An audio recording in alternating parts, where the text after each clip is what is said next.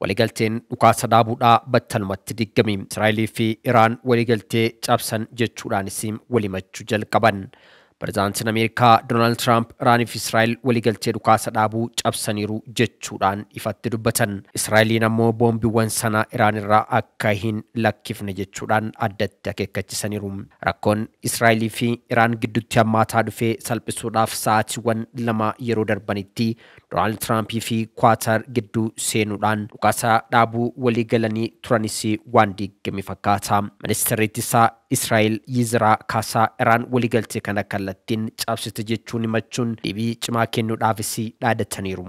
Kunis haleellaa cimaa bakka mootummaa Teheraan keessatti argamu irratti raawwachuu akka dabalatus kan ibsan eeguu ta'u, labdeen kun kan uumame erga Israa'el misaayilaa Iraan irraa dhukaafamee adda baafadheera jettee booda. Televezyiiniin mootummaa Teheraan gama isaatiin misaayila kamiyyuu furgiggisuu cimsee kan haale yoo ta'u, Iraan dhukaasaa dhaabuu kan kabajuu yoo Israa'el akkasuma gooti qofa jechuun isaanis ni yaadatama. Guyyoota 12 lakkoofsisee kun ammoo gama lachuu irratti miidhaa guddaa kan geessee xumuruudhaaf yaadame akkuma labsametti dafee waan kufe fakkaata. Iraan kanaan dura Israa'el akkasuma yoo goote dhukaasa dhaabuu akka kabajuu ibsaa turteerti. Garuu taateewwan dhiyeenya kana mudatan haalli sun guutumaan guututti dhabuun naannichaa gara qarqara wal dhabdee balaateettis dhiibaati jira.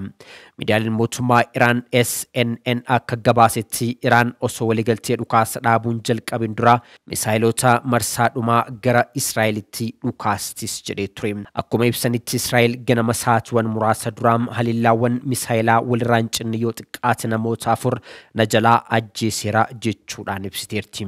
mootummaa Iraan haleellaa Iraan walirraan cinne booda Israa'el waligaltee dhukaasa dhaabuu akka fudhachuuf dirqamni irra kaa'amus gabaaseera. Battalumaa Israa'el Iraan irraatii misaayilatti dhukaafamu arguu dubbatetti ministeerri maallaqaa biyyattii kan warra duudhaa duriitiin cichanii morman yookiin ammoo feerraayit jechuudhaan ibsaman ibsa gabaabaa miidiyaa hawaasaa isaanii irratti maxxansan akkas jechuudhaanis katabaniiru. Teheraan niraafamti jechuudhaan michuu ijoo muummee ministeeraa Benjaamin Netanyaahuu kan ta'e Bezalel Smotrich karaa toora madda miidiyaa hawaasaa X irratti barreesseera. Akka yaadachiisaatti ministeerri ittisaa Israa'el waraanni Iraan waligaltee dhukaasa dhaabuu waan cabseef waraanni isaanii tarkaanfii deebii cimaa akka kennus ajajeera yoo jedhan Iraan ammoo haleellaa jedhame akka raawwanne waakkatteerti. Raashiyaan dhukaasa dhaabuu Iraanii fi Israa'el gidduutti kanaan dura pireezidaantii Doonaald Tiraampiitiin jalqabamee fi labsame kun ministeerri dhimma alaa biyyattii Sergey Lavrov garuu kan turu ta'uu fi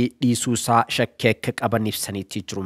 Odeeffannoon Washington DC Israa'el fi Teheraan keessaatii ba'aa turan ilaalchisuudhaan xumuraa dhuma kamiyyuu gochaa fi suuraa ifa ta'e argachuun baay'ee rakkisaadhas jedheera. Sababiin isaa pireezidaantiin Tiraamp nageenya yeroodhaaf furmaataa ta'utti danda'a jechuu fi ilaalcha siyaasaa dhaabbiin qabne isaan irratti akka mul'atu ifatti dubbachuu baatanis dubbii ciigootiin akka dubbatanidha maddeen kan addeessan. Ameerikaanonni Israa'el dhukaasa dhaabuu irratti akka waliigalchuu kan amansiisan yoo ta'u, Kwaatar ammoo Iraan ilaalchisee gahee wal fakkaatu akka taphatanidha Sergey Lavrov kan dubbatan. Garuu erga labsamee booda Israa'elii fi Iraan gidduutti walitti dhaadachuun odeeffannoo ciccitaa irratti hundaa'uudhaan ariitiidhaan xumura tokkollee akka hin goone ibsuun murteessaadhas jedhaniiru. Ammas Raashiyaan nageenya murteessaa ta'utti akka amantuudha ministeerri dhimma alaa Raashiyaadha Sergey Lavrov kan dubbatan. Baagiddu galeessaam iddoo rakkoo walirraa hin cinnisteetti jira. Keessumaatti ammoo rakkoon cimaan Gaazaa keessatti akka jiruudha maddeen kan addeessan. Guyyoota 100 oliif Israa'el gargaarsaa fi meeshaalee garaagaraa gara Gaazaa takkan seenee erga dhoorgitee booda jiraattotiin Gaazaa ijoollee isaanii beelaaf nyaata tokko tokko wurtuuwwan raabsaa garaagaraa Ameerikaa fi Israa'el kanneen kutaalee biyyaa naannoo waraanni miidhame keessaa bakka muraasa keessatti argaman irraa argachuudhaaf lubbuu isaanii balaaf saaxiluu malee filannoo biraa kan qabne maddi oduu The Middle East Monitor gabaaseetti jira. Gaazaa keessatti wanti nyaataa bishaanii fi meeshaalee yaalaa dabalatee wanti hunduu dhumeeras jira. Gaazaan keessatti yeroo ammaa kana boombii Israa'eliitiin namootiin nagaa manneen jireenyaa giddugalli eegumsa fayyaa manneen barnootaa kaampii fi iddoon gaaddisaa namootni buqqaan itti qubatan dhaabbileen qunnamtii odeeffannoo hedduun boombii itti roobsamuun akka rukutamaa jiran malee furmaanni biraa akka hin jirredha maddooduu kun kan addeessu. Gaazatti namootiin daqiiqaa hunda keessatti miseensota maatii isaanii dhabaa jirus jedha. Humnootiin Israa'el dhuunfatti daqiiqaa 15 keessatti giddu galeessaan nama tokko daqiiqaa 20 keessatti ammoo daa'ima tokko daqiiqaa 40 keessatti dubartii tokko ajjeesaa jira jechuun Daayireektarri Ministeera Fayyaa Filisxeem Gaazaadhaa Dr. Moniraa Alborsh wabeeffadheera jechuun Anaadool gabaaseetti jira. Kunis du'aan qinna nyaataa fi bishaan qaama keessaa irrachuutiin dhufu cinatti waan ta'aa jiru jechuudhaanis ibseetti jira. Magaalaa Tel Aviv Israa'el keessatti ammoo maatiin namootiin jalaatii butaman akka gadi lakkifaman waraanni Gaazaa keessaa ammoo xumura akka argatuuf hiriira bahuudhaan gaafachaa akka jiranidha.